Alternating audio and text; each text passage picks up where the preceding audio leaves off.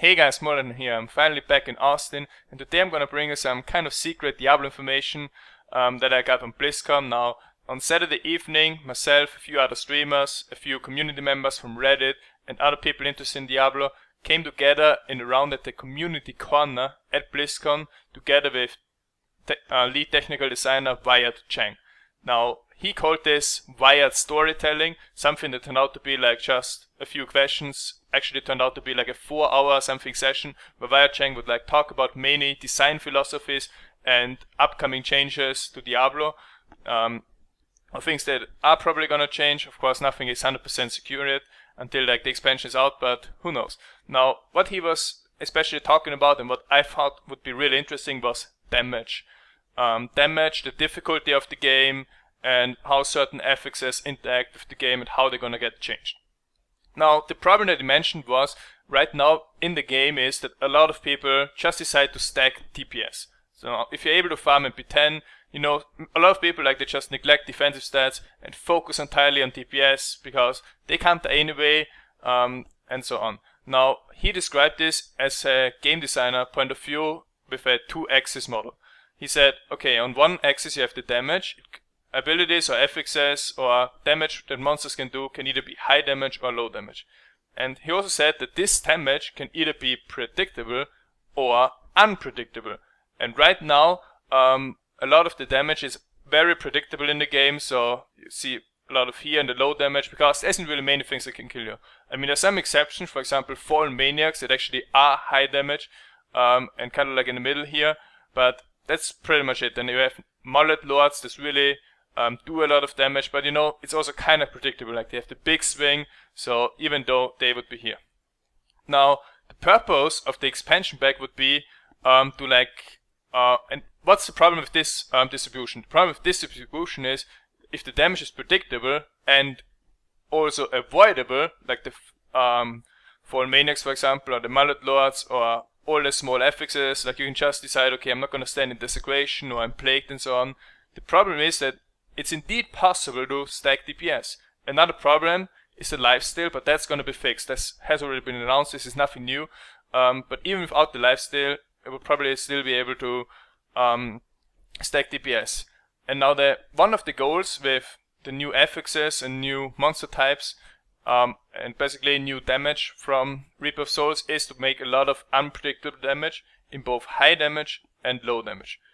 And this forces you to like get your defense level up to a certain point, because otherwise you're just gonna get one-shotted or you're not gonna get your HP back up fast enough. So you really have to consider now defensive stats as well, and not just offensive stats.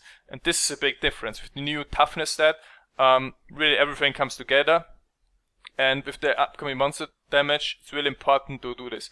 Now, a few affixes that Wyatt Cheng said are gonna change. Currently, for example, desecration. Desecration right now takes 1 second until it takes damage. So what happens usually is, oh, there's a desecration point and you have 1 second to avoid it and you won't get any damage from it. In the expansion pack, this is going to be instant damage. And what this means is that if the desecration hits you right at the moment, you are gonna get damage from it. There's nothing you can do about it. Like, you can try to move out as fast as possible, but the initial tick will be there, and the initial tick will take you down. And difference is, now if you don't stack defensive stats, it doesn't matter because you can just decide to avoid it altogether. But in expansion, it's gonna tick a little bit, and this could be the difference between life and death. So it's definitely worth to consider more stats than just DPS. Another affix that's gonna change is Vortex. Now, Vortex right now just drags you in, and that's about it. I know a lot of people already hate Vortex, like right now, they're like, oh, this is overpowered, this can kill me and stuff. But in the expansion, they're actually gonna take one step further, and Vortex is actually, in addition to that, deal damage. Now, you know, you get dragged in and maybe you get 10% damage. And that's one point of the expansion where also like the new legendaries come together, because they also allow you to customize your character and make sure that you get both defensive and offensive strengths. Now, another thing that he mentioned was the difficulty of the game. I mean, to present this, I'm gonna show you from Kriparian, an old video where he did a budget barb in the original Inferno, and basically there was a lot of strategic elements to the game. Like right now it's just you farm, use the same set of abilities, most people use the same build as well, and you know, it tends to get kind of boring eventually. It's also probably because the reason why not that many people playing Diablo right now. In fact, on Xfire, Affixes is actually higher right now. But you know, back in the days with the old original Inferno, as you can see here, it was really fun because you were able to use or make use of the environment, like corridors, or as some people call it, clever use of game mechanics to beat those challenges that were thrown at you. Right now I think the challenges are kind of missing when you are able to just steamroll MP10 with gear that you bought from the auction house, and that's another thing that's going to change.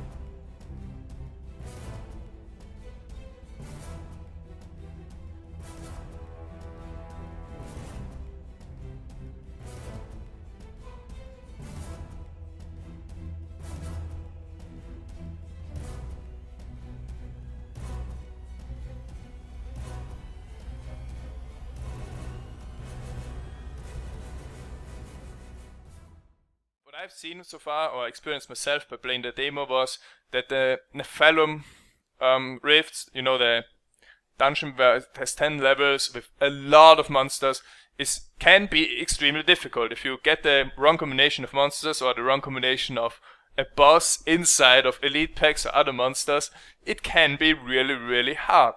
Even though the shrines might be a bit overpowered, but still, like, it's a very good challenge. And I think in the level 70 version, or when we get the real end game, that Nephalum Rifts can really provide a very hard challenge, and it's going to really require you to be at the top of your game to like really complete all 10 levels. And this is something that Diablo used to have like when it came out originally with the Hard Inferno, but didn't really have in the last few months.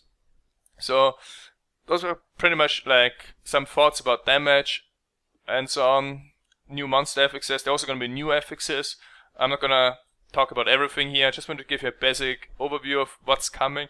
You can expect a lot more news in the upcoming weeks, and yeah, that's it for now. I'm probably going to make another video later this week about the adventure mode, and also if the patch is going to fix the game. That's the question I get. Is the game actually going to be better, or is it still going to be the same and we just like farm on different places now?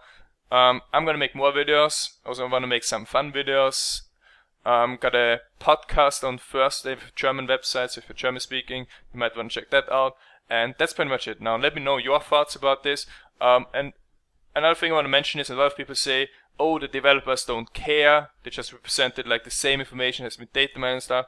And I want to tell you, like, I had the opportunity or chance to like talk to a lot of developers behind the scenes, and there's a really talented team working behind Diablo now. Now all the game designers have like experience from other games, whether it was Baldur's Gate or whatever. There is a very talented team behind Diablo, and they're gonna make sure that the game is gonna have everything that we're looking for. So if that makes you feel better about the expansion, just be assured that even, or for example, like as I said, on this Saturday night, Wyatt Cheng could have gone like out to do something else with his time, but he decided to spend at least 4 hours of his own time until like BlizzCon, until the security staff threw us out of BlizzCon. He was there like talking to 20 or 30 Diablo fans and really sharing a lot of stories and a lot of changes and thought process behind things of the expansion pack. So again, thank you guys for watching my video. I'll be back.